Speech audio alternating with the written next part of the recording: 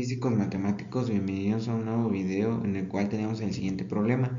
Cierto altavoz tiene una abertura circular de 6 centímetros cuadrados del área.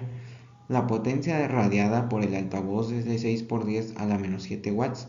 ¿Cuál es la intensidad del sonido de la abertura y cuál es el nivel de la intensidad? Bueno, aquí en este problema nos está pidiendo que encontremos dos resultados.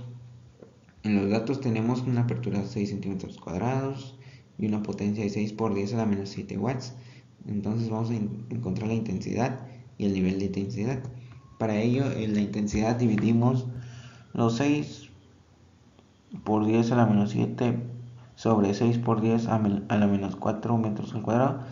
Pero ¿de dónde salió esto? Entonces, esto salió de lo siguiente, que es multiplicar los 6 centímetros cuadrados para convertirlos a metros. Entonces lo multiplicamos por 1 sobre 10.000, que son lo equivalente a los centímetros a metros cuadrados, y nos da 6 por 10 a la menos 4. Este lo sustituimos aquí y nos da un resultado que es 1 por 10 a la menos 3 watts sobre metros cuadrados, o lo equivalente, que sería 1 microwatt sobre metros cuadrados.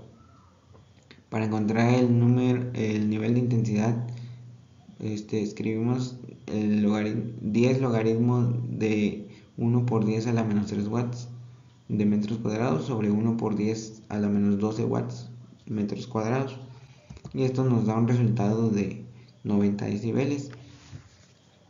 Hallando la segunda pregunta. Esto sería todo. Gracias por ver y suscríbanse.